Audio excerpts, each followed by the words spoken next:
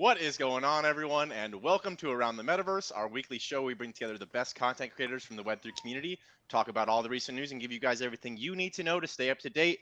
My name's Adam. I'll be your host today, but more importantly, we've got an amazing group of guests for y'all. First up, as always, on this fine Monday, we've got Stash. How's it going on this Monday, Stash? Good to have you here. Good, man. Hanging out. You know, today is the official start of the game league. Are you? Yeah, it is indeed. It is in Fortnite. We Is got it? Are we pros sure? coming out. I think so. Is this confirmed? It is confirmed. Okay, I think so. I believe so. Wait, are you getting the? Yes, Is that? yeah. Did you? Is that? Are you doing the pre-test for Elon Musk's Neuralink? Is this like? No. Yeah, that's right. Yeah, I've already got it in there. He's got top secret intel being beamed directly into his ears. Please don't hack me. Don't hack my brain. Don't hack Stash's brain, everyone. No, but we got a great group of guests for y'all on an awesome show. Some new faces, some returning faces, some the same face but under a new name. First up, we've got Jesus Martinez, gamer, content creator, and king of the Galaxians, formerly known or also known as Classy Games and Classy Crypto. No. Classy No! forever. Classy forever. Let's go! We gaming out All here. right, fine, We're gonna I'll kick some I'll ass. change it. King of the Galaxian, behemoth of the Galactic Union. We're gonna be dominating today. And of course, like, let's be honest, like, if I ever go against Stash in a game, carrying him as well. So yeah. If it's an FPS, then perhaps. No, bro. We ran the hell out of last expedition last time we Dude, played, man. come We on, ran- let's be we ran the honest. lobbies, We man. wiped them. Yeah, I we feel ran the bad for lobbies. them. But I need wait, carrying in certain games, all right? Hey, Jesus, man, who's the special guest you've brought Oh along yeah, with we you got tonight? Duggo. Yeah, Doggo. Duggo. Hello. Oh, yeah, everyone in chat, say hello to Jesus's special guest for tonight's episode. Next up, we've got another returning face on the show here. We've got our friend Alliestrasza, TCG gamer and content creator, also building Play Alchemy, a turn-based RPG played entirely in Discord and powered by AI. Allie, glad to have you back on the show. How you doing on this fine Monday? I'm doing great on this fine Monday. Thanks for the introduction. I wish I had my animal companion with me, because the doggo is very adorable, but happy to be here and talk about games. Awesome. Well, yeah, we've got a lot to talk about with some pretty big rumors that were circulating around, and some not so good news for a legacy franchise here. But last and certainly not least, a new face for this episode of Around the Metaverse. We've got PHIN for socials for Sky Mavis, a member of World Scout, and actually night janitor at Pudgy Gaming. I thought that was that's a new one. That's an interesting role. Yeah, that's an interesting role. Yeah, I'm stoked to hang out and chat. I always like to, whenever people introduce the content creators and throw my name in, I just get to feel like an honorary content creator because I don't really make content. But I'm happy to be here and I'm excited to talk gaming. You and me both, man. I don't. Right? This is the one time I'm in front of a camera, and I have put out one piece of what I would call true gaming content. I made one video in the space, but at least I've been working in Web3 gaming for like almost a year now. I think I started. Whoa. You don't need to be a content creator to be here. You just have to learn to play games and have an opinion. I do, if you can't tell by my very nerdy background. True. And honestly, you have some banger tweets, and tweeting is providing content. So I feel Even like if you copy and paste, yeah. I do copy and paste. You know what's so funny? People don't realize I absolutely copy put. Like everything that I tweet is either a tweet that's done really well in the past for me, or I just see something on my timeline and I look at it and go, "Ooh, that's funny. I can write that better." I feel like And then that's just meta, like, honestly. You mean tweeting right now? You mean like what you do with Stash's videos? Oh yeah. Steal. We repurpose, we reuse, and we recycle. That's all content, man. That's literally all content. But yeah, everyone in the chat, me and Stash owe PHIN an apology too, because the month-long hiatus that we had last month for Around the Metaverse, we rescheduled PHIN 4 times. We were just building expectations, man. And now it's just. I was building the hype. We were, lighting the fuse, slow burn on the fuse. It was very exciting. I just want to say thank you for sticking with us and coming on tonight, man. Went back to your regularly scheduled programming. We've got a lot to talk about here tonight.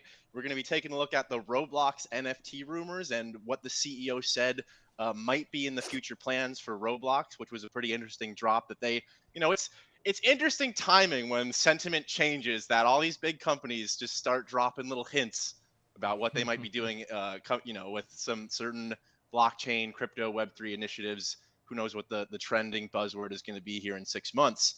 But we're going to be talking about another legacy game, or another big legacy franchise here, maybe on its way out. Is Call of Duty dying? And with the release of Modern Warfare 3, we're seeing a lot of dissatisfied players. So I want to get your guys' thoughts on if this might be one of the first these giant franchises to fall, that maybe might pave the way for future future, we're just going to call them games, future games that are being built right now, in that we like to talk about all the time. But first, let's talk about Roblox.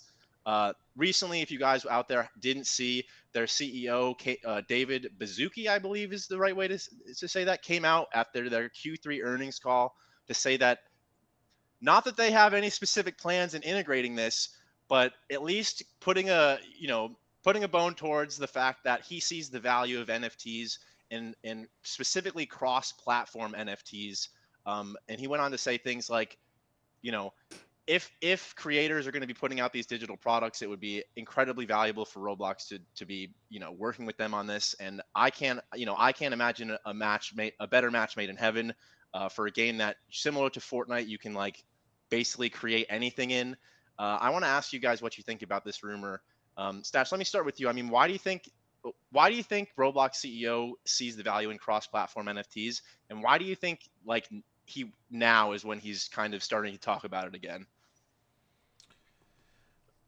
I mean, when it comes down to the first question, the biggest one, why does he see value in NFTs? I mean, I don't think that.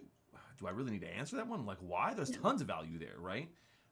We could go into that all day. NFTs do this and they do this and now that. So, we'll skip past that and say he sees value in them, because I think that it makes sense in general, in particular for the platform he's doing.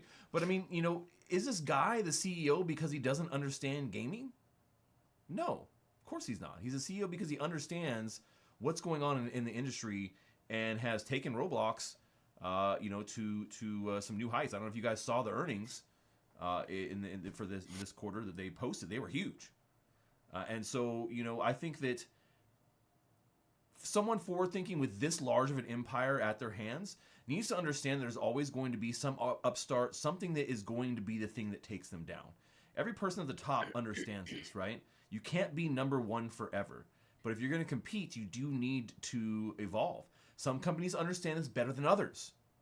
Now, I think Roblox has done a good job of pivoting over the years. They've been around for a very long time, and they've risen now to being one of the largest platforms out there.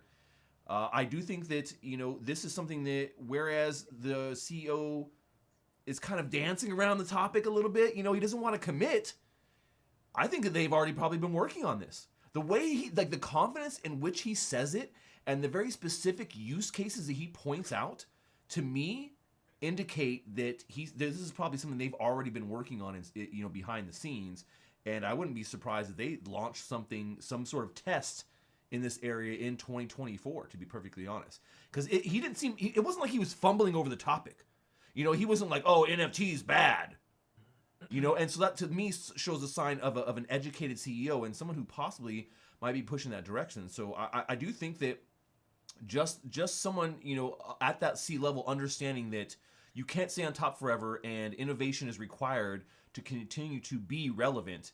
And he understands that, and I think NFTs are going to help to, be part of that future for Roblox. I honestly do. Well, yeah, when you talk about Roblox, among all of the games who are talking about UGC, who are basically basing their, the entire future of their platform off of UGC, that Roblox, Minecraft, and now Fortnite are among the people who brought this idea to light many years ago. And Finn, I want to get your opinion, man. Why do you think the CEO, how could the CEO not only benefit, or how could NFTs not only benefit Roblox as the game itself, but how could you see it benefiting the actual player base if they were to integrate something?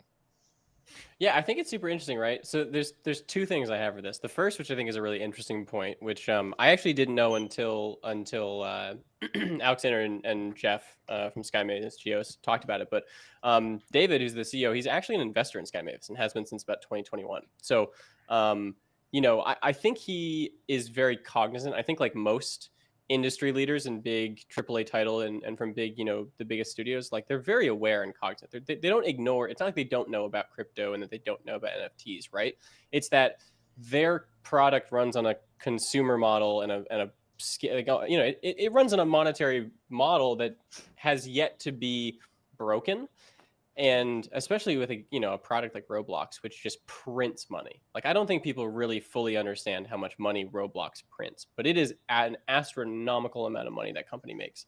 And so they're not just going to jump into something that could potentially lose them market share and revenue, right? But I think in the same way, they also want to be very aware of the technology. I think they want to be able to step into it when the time is right. And so I think they have to stay kind of aware and cognizant.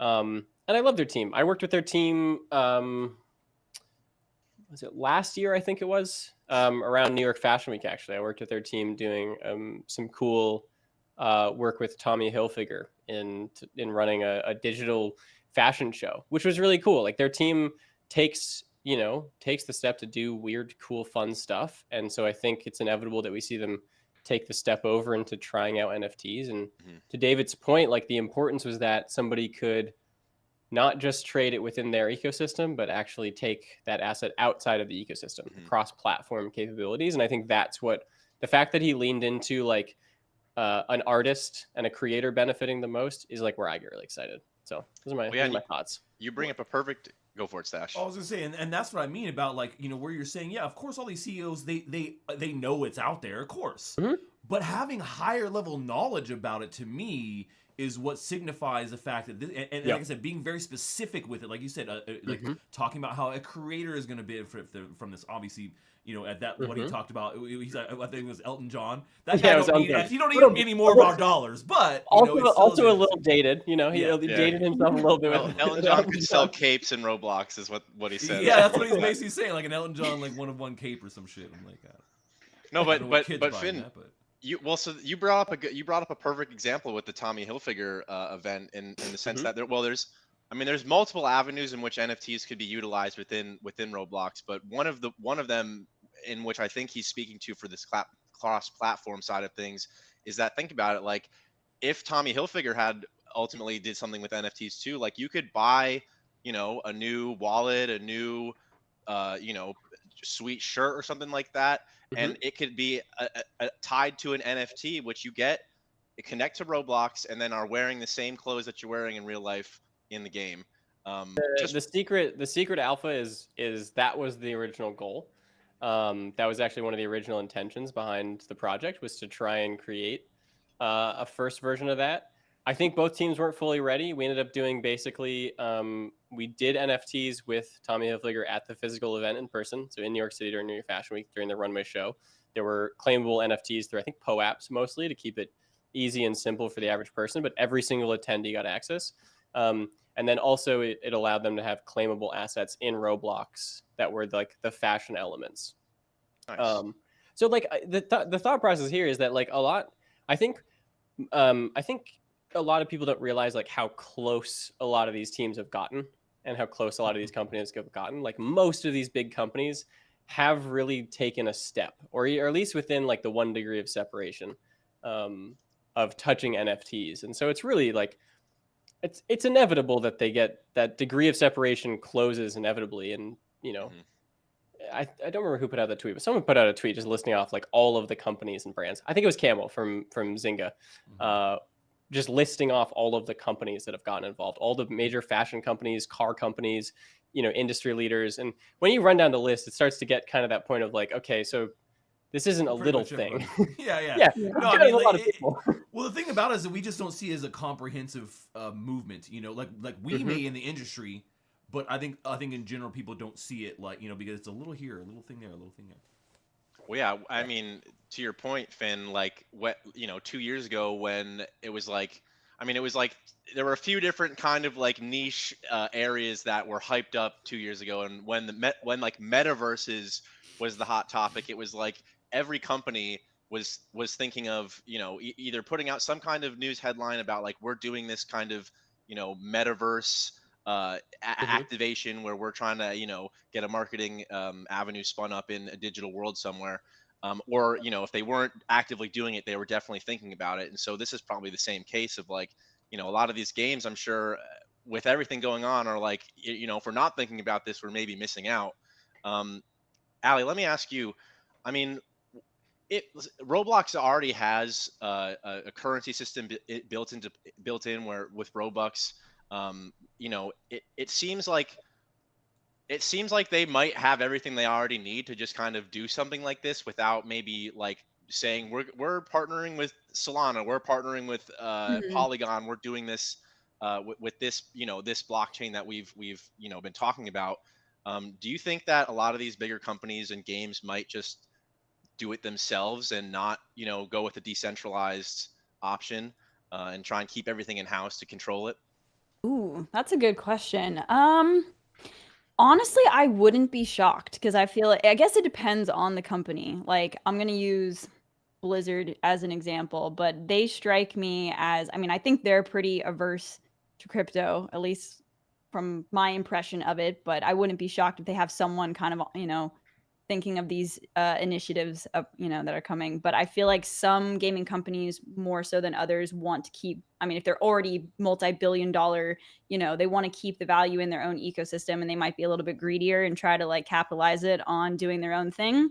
And then maybe some of the smaller game companies will go the decentralized route. But I don't know. I would hope that, well, I guess honestly, both probably have benefits in, you know, different ways. But I would like to see, you know, a lot of the major game companies go the decentralized route, but we'll see. Roblox in 2 years, they're like, yep, guys, we have our own blockchain. It's called Blocks. $ Blocks is the ticker. Like this, the And, seed rat. Like, but you go know, for it, like, Stash. I don't. I mean, like what I was saying, I think that there's nothing wrong with that. You know, different applications are going to require different technology stacks, right? Mhm. One may require it to be a private or semi-transparent blockchain, and one might be, hey, we're fine with it being totally public because of the way the game works. And I think having a combination of those things is what's probably going to work for most games in the future. You're having some things that are not necessarily public and some things that are. But I think that even with your own proprietary blockchain, like, you know, we'll say Roblox chain, right? Blankos is a good example too, originally of sort of Right, what right, yeah, that's, yeah. with their Mythos chains, right? I mean, I think that having those, like having that element there, there's even if it's a private blockchain, there are still elements that are going to benefit your community, and the transparency could be a huge one of those, right? So you could have some things not transparent, and then things that are really actually important to the players to be transparent, whereas they never have been in the past. So you could see a Roblox maybe using their own proprietary, you know, blockchain, but still going the route of like having some sort of decentralization where you can say, hey, here are these things that are at least transparent that you can see in the blockchain, they're immutable, that we can't change the facts of these either, and therefore it gives you more confidence in XYZ that we're doing. Hmm. I think the end result is the most important thing. Like, can the players own their items? Can they sell them? Can they transfer them? You know, Right. like I think that's the important part, at least for the average person. And then like the tech on the back end, like unless something majorly goes wrong, like with a centralized chain or something, I don't think people are going to care too much, No, Mhm. no. honestly. Well, and that's what I'm saying. Yeah, a lot of the technology we talk about are things that most people are never going to care about, and they operate in the background, and they always probably will as we move forward. We're just weird nerds that like get into this stuff, and you know what I'm saying? I mean, hey, just call it like it is, man. You know, most people just don't get into these things. They don't care about these little details. You're right. They just care about the end product. Is it better? Does it It's work more about the efficient? principle, you know. Yeah, I think us were like, you know, I get you. yeah, yeah. I mean, and that's where we're at. We But like we the care majority about of people we're the weird nerds who care about like what game engine the game is built on and what servers they're using, and like we care about the tech a little bit, right? But like to everyone's point, like really the winning product in this market and the winning product in crypto and NFTs, and I've been saying this for like the last probably year and a half now. You can like scroll back on my tweets and see it, but I've always kind of stuck behind the you mean idea your that like tweets you stole? The tweets I stole, yeah. All my stolen tweets that I've been stealing since I started. Since day one. But like, the reality is like the shining light of crypto is not going to be front-facing products for 99% of what we see. It's all going to be back end. It's like what makes user experience smoother. And like when I've shown friends the ease of sending payments with, MetaMask, right? Like saying, hey, imagine this replaces, Venmo or Zelle for you.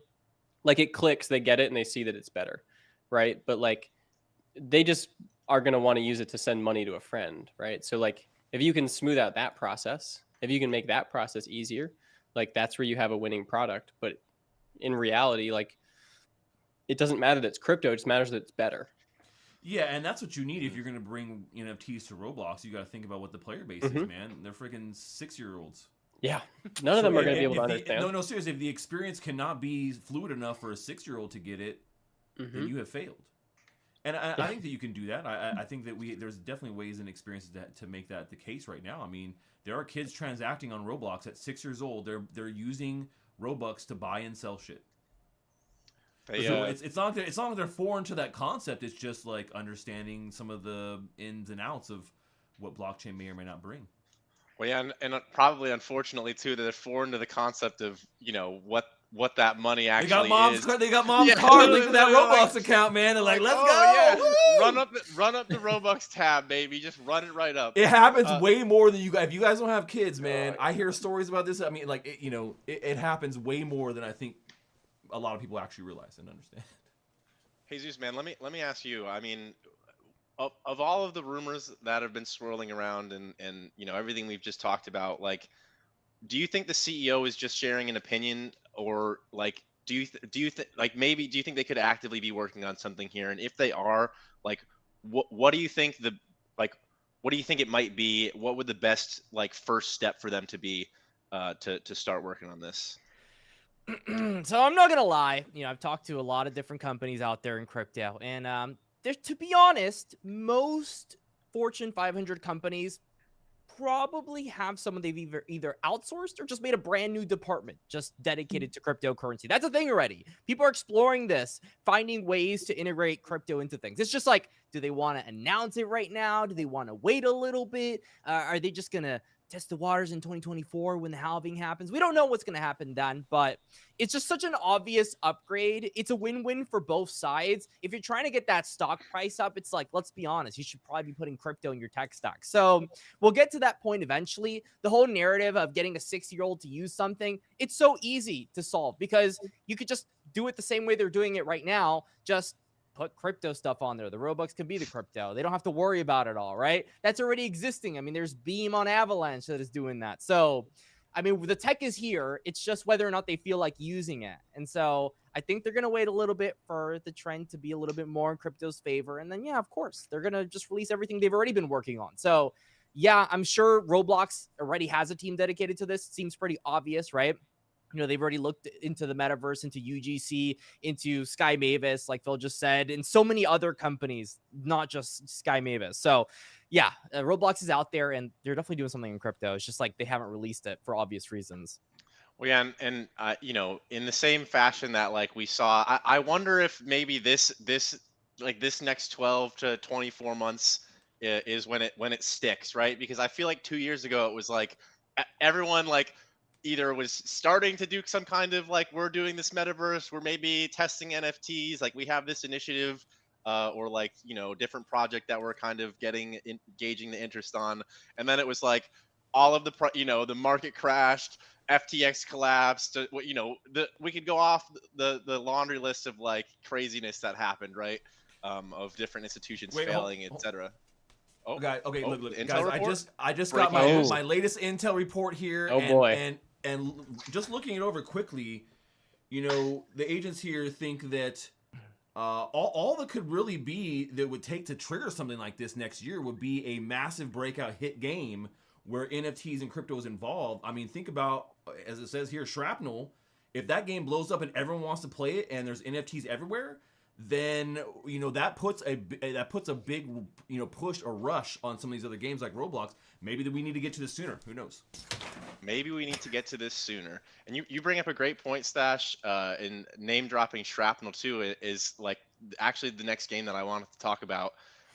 Well, not the next game I wanted to talk about in the primary part of the segment, but actually Call of Duty, and the fact that their player base has, well, with the release of Modern Warfare 3.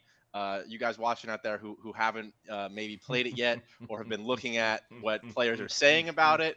I mean, people are literally going and refunding the game because the campaign is straight up hot garbage from what I've heard. I haven't played it myself. That from what I've heard, also the multiplayer is okay, but as with Call of Duty multiplayer, I don't think I don't think it's been iterated on all that much over the last 10 years. So I think it's just as people probably expect it is. But that's what I want to ask you guys about because, like, I have a feeling that there, I think we can all probably agree that every game, every franchise, it has an expiration date, right? Like, there will come a time when Call of Duty is not relevant anymore, when World of Warcraft is not relevant anymore, when Fortnite is, that's maybe the last one to say on that list because goddamn, they're putting in a lot of work to not have that be the case. But there probably will be a day when Fortnite is also irrelevant in some ways, Which we talked about last week. which we did talk about last week. But I think that this is the beginning of like I think in general gaming is at a moment right now where people are there aren't a ton of the AAA studios, all the big producers. I feel like people are getting tired of kind of the same old game over and over again being released every year. It's like the time to put out a new game is shortened, the newer features in the game is shortened, and I feel like what's happening with, again, I hate the term Web3. It'll probably change once the new the new group of people come in this next kind of hype cycle that we're probably maybe going to see. But I feel like what's happening in Web3 might be the beginning of like the next like titans of gaming starting up. Say Shrapnel, for example. If Call of Duty starts to fall off, Shrapnel is a game that I could see taking a ton of their users, and just having loyal fans be playing Shrapnel all the time. They're getting ready to drop gameplay soon. We just had a bunch of people. They just flew out a bunch of creators to try their games or to try Shrapnel, and everyone loved it. We're actually giving away a ton of extraction packs for owned game league. I think everyone who signs up gets an extraction pack or a light extraction pack. So they're literally giving NFTs away to everyone. Like all of the Web2 people who are coming in, getting a Shrapnel extraction pack. Allie, let me ask you, like, do you think that could Call of Duty be falling off, and like how long do you think it is until that expiration date comes up? And say when that actually does happen, do you think that the games being built in Web3 right now are positioning themselves to kind of take their lunch? Yeah. Oh man, it's hard to envision like the name Call of Duty dying off like too soon, but you said it earlier. I think people are just tired of the AAA game company shit, like like you said, they're getting or the player base is getting smarter, and it's been enough time where it's the same pattern. And I feel like people are definitely looking for something, a new system, like not just new games, but a new system. But obviously it's going to take a decent amount of time for people to get on board with that. But yeah, absolutely. I definitely think Shrapnel has the opportunity and a good chance as long as it's a really good game. And I played it at Consensus earlier this year or last year, and it felt amazing back then. And so they're only going to be getting better and better at it. But yeah, I definitely think there's a gap in the market for them to swoop in, or other, games similar to it to really shine through. So, yeah. Well, yeah, Shrapnel. Then you guys keep doing what you're doing, and maybe all the COD fans will be flocking over to you guys soon. Jesus, let me get your opinion. I mean, it from what you've seen in gaming over the past 3 to 5 years, like, does that speak true? Do you think that like a lot of these bigger games and franchises are just putting out the same kind of crap over and over again? And like, has there, like, versus the change in normal games, let's say over the last 5 years, how does that compare to the difference in quality of like again Web3 games? That might change the term, but how does the difference compare to what like the quality of Web3 games and how those have changed in the last 3 years? Let's be honest, like the way that these AAA games are operating reminds me a lot of like how YouTube operates these days, where these YouTubers back then, they would innovate, they would try all these new different shanky things that were just all trendy and super cool. And then nowadays they're just like copying each other and just engagement farming all day. So it's the same thing with AAA games. They're doing the same thing over and over and over because if it doesn't, fail, then just keep doing it over and over. So there's no reason for them to do it. Now they're trying to continue to do this and they're starting to fall off. So they're going to have to pivot at some point. I don't know what they're going to do, but now they're trying to do UGC, which Fortnite is doing a wonderful job. I just let other people build the games. And then there you go. You continue to exist as something that's a cohesive unit, which is the only reason that Fortnite even became a thing, by the way, because they decided to take a big risk on a battle royale genre, which they just didn't even really want to do in the first place. But they ended up doing it. It was a huge success. And that's kind of what's going to end up happening. People are just going to make a bunch of random things and it's just going to work out. It's like in crypto gaming, people are like, oh, but this is stupid. And this would never work. But it's like, do you know, like, are there 100,000 people playing these games at any given moment? No. So you don't know if it's not going to work until people are actually doing it. Like Big Time is a wonderful comparison of something like no one in the MMO space would ever conceive of. The fact that people could, get these assets and trade them on marketplaces. Crazy thing. I played Arcade. I'm not going to lie. I, did a little bit of something with gold and I made a little bit of money. But overall, like, it was a pain to do. And I was like 16 years old. So I would like something easier to do. Big Time's doing it wonderfully. There's a bunch of these different games trying out new things. And like, I'm so tired of playing the same thing. I don't even try normal games these days. Because it's like, yeah, the crypto games, they don't look the best. And they're all kind of bugs, but at least they're trying something new.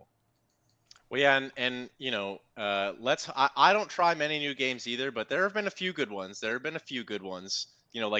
feel like it's the big franchise titles that put out, a game every year and a half.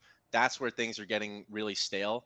I hope, speaking of games that we're probably going to see announced here soon, well, at least they said they were going to drop the trailer for GTA 6 here before the end of the year.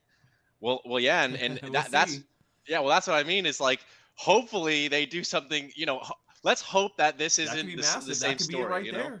I said with Shrapnel, maybe it ends up being GTA 6, man, and there's way more crypto something involved in it to a point where it triggers other companies wanting to get on board and like fast tracking it more. I don't know. Honestly, I feel like in order for mass adoption to truly happen, like say Shrapnel blows up, like it'll still be in some people's minds a crypto game. And it's going to be like a Roblox or something that integrates crypto and blockchain that will like really change the minds, Right. where it's like, it's not just a crypto game. It's like, oh, a game that is established, has integrated it. And I feel like that is going to be like the final push where it's like fully everyone's on board. But it is going to take probably something like a Shrapnel, or a Parallel or whatever it may be, to be a shining example for others and be like, hey, look, this system can work. So like, yep, the proof of concept, let's do it. They're making money, all right, put the plan into action that we've been talking about for the past 2 years. Yeah, like just because we don't even have a solid case study. If you look at the entirety of Web3 gaming, what game would you say is a solid case study that another franchise or major AAA studio could follow and say, yes, look, we saw what they did, they implemented this, they did this way, and we can see it resulted in this, and it was done at scale, right? Because this becomes the problem is that things done on a low, like what Classy was saying, Jesus. Can I call you Classy Jesus? Can we call you Classy? Yeah, Charles. My name's Charles. Go on, Chuck. Sorry, but but I think. Okay, sorry. Fuck, I just lost my train of thought there. Damn it. Oh no! It's dude, take them off, bro. They're affecting your brain. I don't know where I was going there with that, but yeah, I had something to say. Totally lost. It's just gone. Yeah, gone forever. Maybe it'll come back. But no, I mean. Oh, I was talking about case studies. Why can't you guys just remind me? You're talking about case studies, Stash. There's no good case study that's like done over long-term time with a large amount of people in it, right? There's only one. You really need. No. I mean, you're right, and it's I a know, hor- like here's the Axie thing. Is Infinity. it one you want to go by? Is it one you want You the can industry to say- lead by? You can say whatever you want, but the reality is that's the only Web3 game that's seen enough users to hit a real chart and compete with true. real games in terms of user base. Now, And it's so I will fully agree with you guys that like absolutely there were issues with that game in the past. Not gonna argue there, but I think if we're looking at case studies, like that is the only game that we've ever seen hit any semblance of what we consider success in gaming. Because like I think like Dookie Dash had 25,000 players. I think I've said this before. That doesn't even crack top 500 Steam games, and that's Yeah. just like top Yeah. 500 Steam yeah. games. So I think when we're looking at like current games, right, like there's not much. I mean, I think Pixels has, not just because they're unrated, but because they're hitting like 55K DAU, which is pretty nuts for a crypto game. I think we've seen what Parallel said they had. How many matches was it played? It was like close to 1 million matches played, something crazy like that. Maybe 500K, something like that. 500K. It was some crazy number where I saw it and I was like, oh shit. But like, once people again, I are- mean, like these numbers were only there because of unsustainability practices that were built in. That's Yes. the reason why they wouldn't be there if that wasn't in the case in the first place. So that's what I Yes. mean when you talk about a case study and saying, "Oh, Not this real over players. time works Yeah. at scale." We don't have anything like that we can say, "Yes, this over time works at scale." And so we need to get there for sure. But I don't know what it's going to be or what game it will be. But Well, I only think time we're- will tell, and that's the whole point. Which is Well, and I think I think we're close. I think we might be close. Jesus, let me ask you. I mean, of all of the genres in gaming, like, which do you think is the most prime to be disrupted by an up and coming Web3 game? Like, is it going to be Shrapnel and Call of Duty and FPS? Is it going to be big time taking World of Warcraft's players? Is it going to be Spider Tanks taking League's players? Or like what's an RPG example? I feel like it's tough with RPGs for crypto, man, because it's like, I mean, well, it depends. MMORPGs, like I mean RPG is in like the single player. classical single player. Yeah. Well, not as much of a Fableborn? case there for that. I think multiplayer games a big case for crypto and NFTs. Single player, there's not Not as so much much. case there. Yeah. Not that there isn't, but not as much for sure. It's because crypto is PvP in and of itself, so there needs to be an element. There needs to be an element involved there that's PvP, A or else multiplayer element. Yeah. yeah, you can't have a single player tradable asset ecosystem. No, 'cause you it's the could. point. I mean, you could. It just wouldn't be. It may not be as in high demand. It may not have the same kind of glory. Low to it. market cap. No, Yeah. no, you could. I mean, like, Low okay, so market think about cap. here's an example that I brought before Yeah. because people have said this about single player games and NFTs and crypto. Like, it doesn't work with a single player game. And I go, well, yeah, it doesn't work as good. I agree. And I think that will be something where we don't see NFTs really penetrate very deeply. But think about it like this: like, I ordered Jedi Survivor. I pre-ordered it, and I got like the highest bundle because I just love Star Wars shit, and I'm a sucker for that shit, right? And because of that, I got like a limited edition, like Anakin or like Anakin style for my character for the character in the game. Now, if that was an NFT and I was done with the game, I could trade to somebody else who didn't get the chance at that pre-ordered bundle that gave that special one skin that you could. That's the only way you could get it. Now they want to play the game and have that cool thing, so they could maybe purchase it on the marketplace. So I mean, like, it's limited, but I mean that would still be a case. Like, oh, that's cool. Yeah, I want to look like Obi-Wan Kenobi in Jedi Survivor. I'll pick. So you're that up thinking for kind of like $2. the premium game model, like the premium edition model, where it's like the Well, I mean, no, special edition. Right, but those things that are part of that special edition could be tokenized, and then they could be something that you could pass on to somebody else, and they could still use it for their single player edition. I mean, that outside of the game itself being a token as well and being traded, obviously that I think Right. that's for every game and works for everything no matter what you're doing. So. And that's something that is, not going to be done at the level of the game most likely, but the level of like the publisher or the like, you know what I mean? Like, that's something that Epic will do, or something that, like, well, I mean, at the level of the game too, but Jesus, what's your opinion on this? I know I call Sorry, that was for, my fault. I sidetracked. Yeah, I mean, dude, it's tough. Like, Big Time is already doing pretty decent with their economy, but God knows how sustainable that is. So Right. I would say that there's a lot of people playing MMOs. I don't think they would actually penetrate mainstream. I mean, it's like how many people? You need millions of players to go ahead and play those games to penetrate that. So at this point, the best odds that crypto gaming has is probably either some brand coming in or it's going to be shooters. Like, let's be honest, Dead Drop's hype as fuck. I want to play that game all day, but it's not finished yet. So unlucky for me. Dude, does nobody play card games? I don't play Look- card games. Okay, Yeah. look, I Well, obviously I love I'm card probably games. I just got burnt out, man, over the last couple. that's fair. Yeah, Look, burnt I'm out. probably a little biased because I only play card games. But I will say that the nature of TCGs is like the perfect. It is. Like to Mhm. me, it makes the most sense out of any game genre. For you have to buy cards in order to play the game, and the cards are assets and they are NFTs. Like to me, it's a no-brainer. But I think the issue is that TCGs pale in comparison and probably to FPSs for virality, right? However, a lot of people play Magic, so I just want to say that. No, But you're right. It'll probably be some kind of a shooter that like really gets, like I think I've always said this, but I think the power is in the children. Like they are the reason that things go viral, like 100%. And so, hearing Fortnite, obviously, and so it'll probably be something like that kids can play to, and it has mass appeal. Yeah, that's why Roblox makes a lot of sense. But Exactly. when it comes to the TCG thing, like, yeah, you're totally right. The only problem there, and it's just a problem of the TCG genre in general, and something you really can't actually get away from, is it's essentially pay to win. Yeah. Which I agree. like it just it's just the nature of a card game. So it's not like, oh, we made the game pay to win. It's just like that's just how card games are.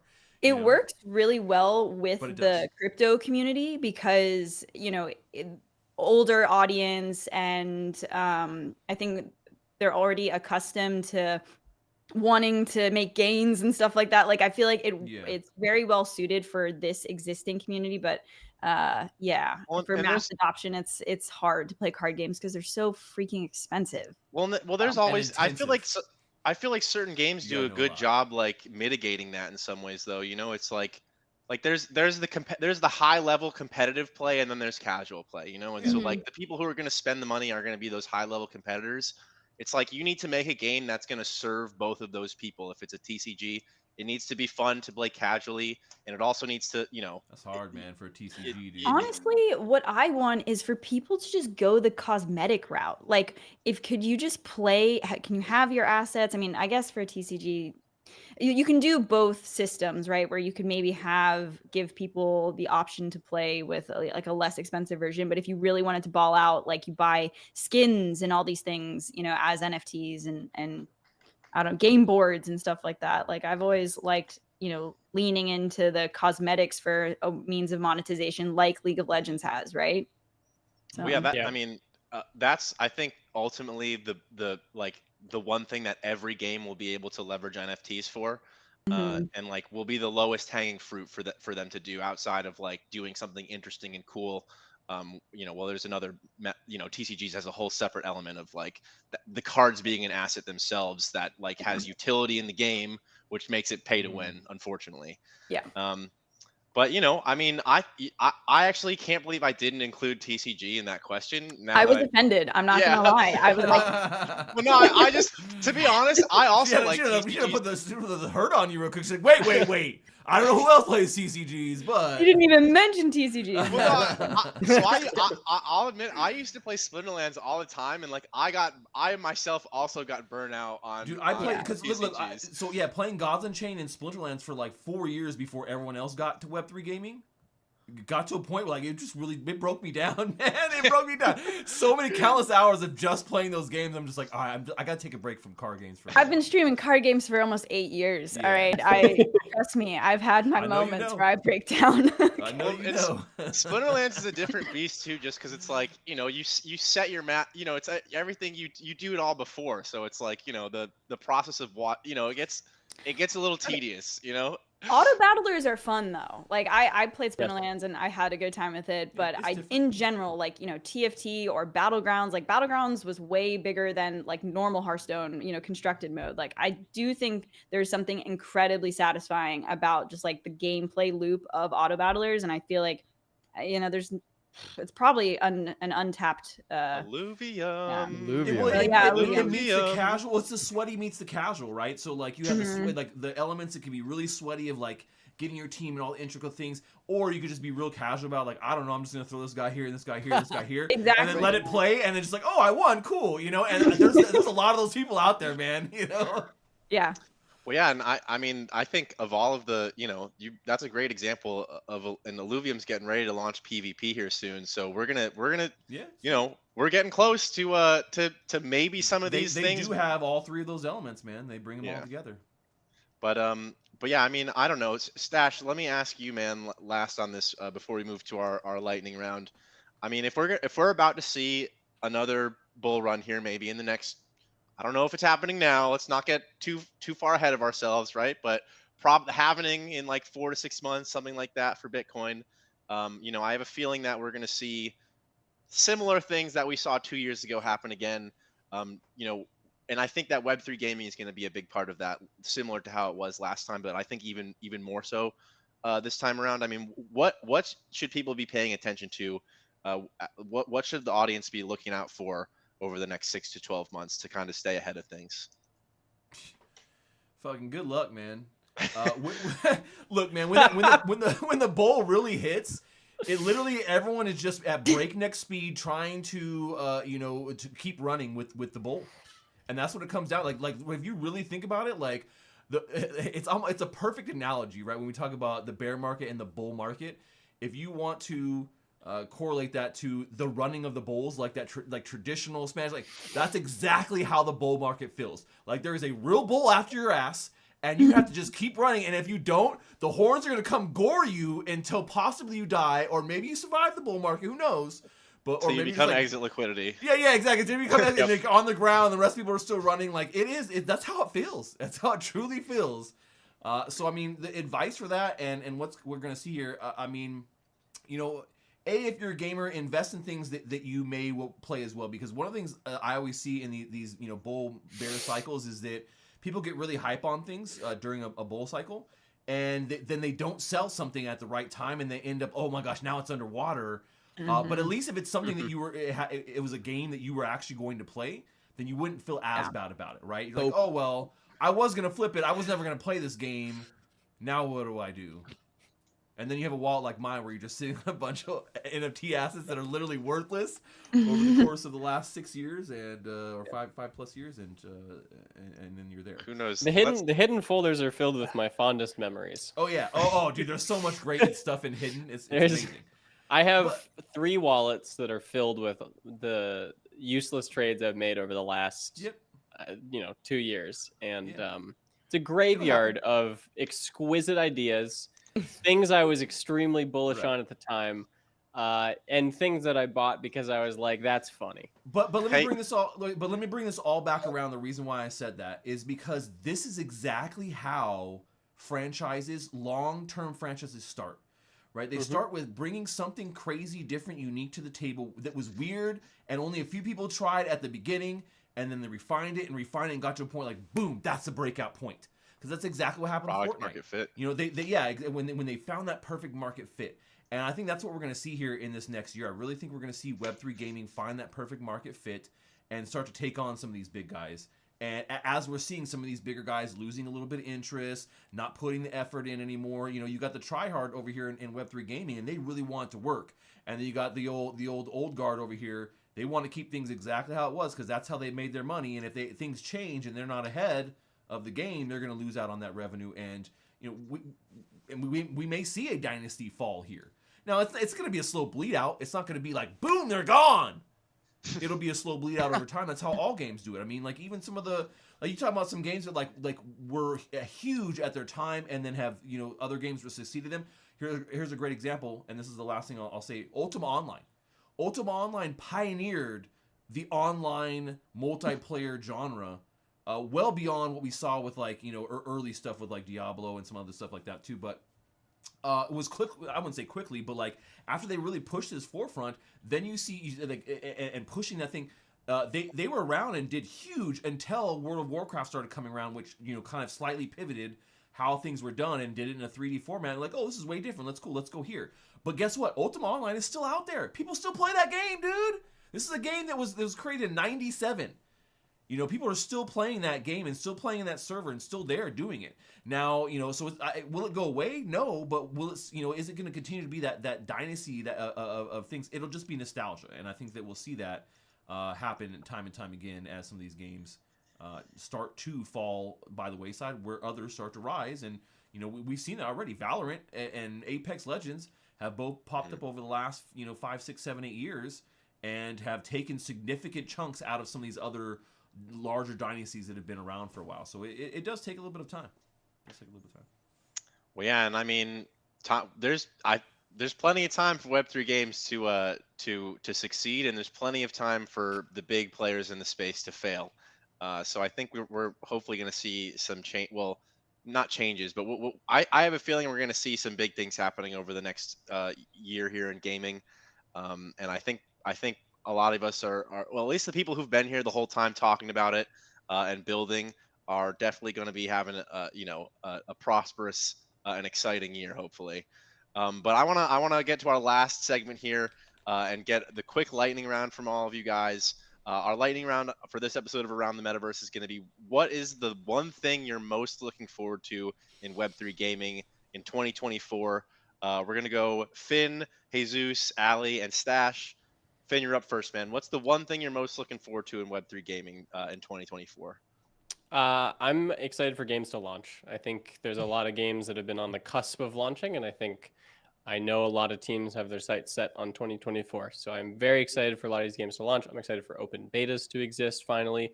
I think 2024 is going to be a really awesome year for creators. I think it's going to be a really awesome year for people who want to just finally have that moment where we can go. We don't have to keep going like, yeah, they're building. We can say, here is the link. Go play it. Go try it for yourself. And that's a big thing for Web3 gaming. Use case. It's not vaporware, guys. Yeah, it's not vaporware. Trust me, bro. Trust me. Trust me. Just get into the pre-sale, guys. Yeah, just get into it's not an ICO. I promise. Get the whitelist. Yeah.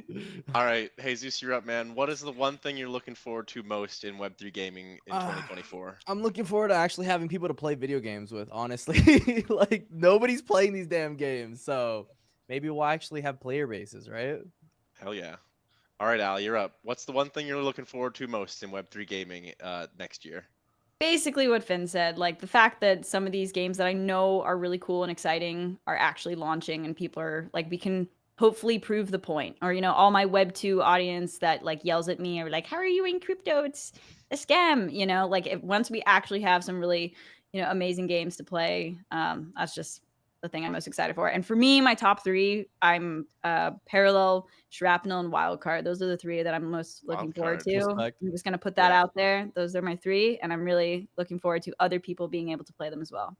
Wildcard's got the card aspect to it as well. Yeah, exactly. They got the. I know. I'm very excited. I still need to play the most recent version. I haven't booted up their newest build. I played it I played the prototype demo of what they recently let people play, but I never actually played the finished demo.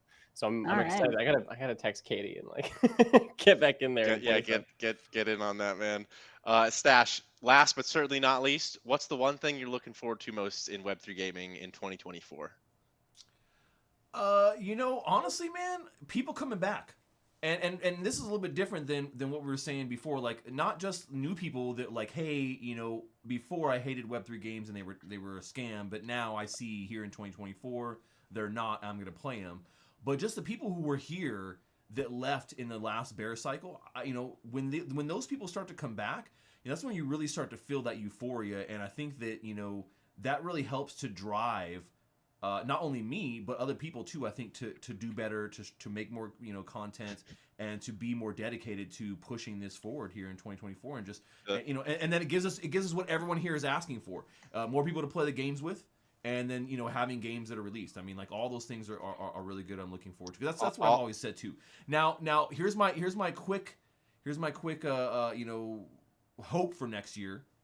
I would love to see the first real versions of decentralized identities powered by ZK technology being rolled out next year that have linkage to a lot of these Web3 games that are popular. That's what that's really what I'm hoping for next year, because I think that would be a big boon for our industry, a big thing to push the industry forward in general. because that's a system that is sorely needed in gaming. And with AI coming, man, we need it more than ever now. Allie, maybe she doesn't even play card games anymore. You guys don't even realize she created Allie AI, and she goes and it just plays for her, and she just sits there and like she's probably looking at cat videos and shit while she's actually on stream. There are like, too many times that this joke is made about. I know I'm like, I have insider intel, guys. I have the intel. or something. Guys, it's an AI right now. It's been an AI the whole time. No, I'm kidding. Oh my god.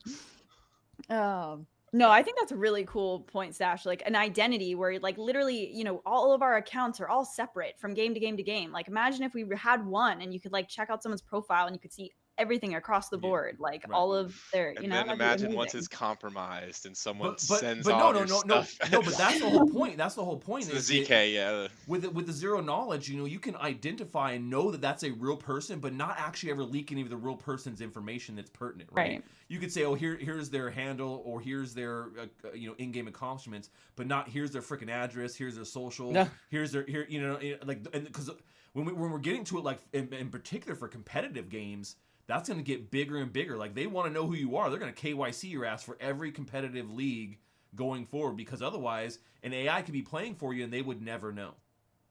True. Unless you're there physically, which obviously the bigger ones are, but that's not the majority of events though for esports and gaming. Well, yeah, I think we're going to see a ton of change over the next 12 months. So you guys better get ready for it. If you're not already like thinking about what you should be doing or a plan for the next 12 months, like start thinking about it, because it seems like things are starting to move here, and you don't want to get left behind. Yeah, we're starting to cook. But we're running out of time here tonight. I want to thank you guys. Stash, what was your secret thing? What secret thing?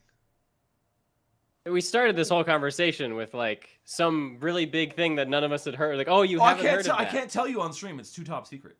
Oh my goodness. I can tell you after we're done. Okay. Oh, okay. No. All right. You gotta find the secret. I've been swindled.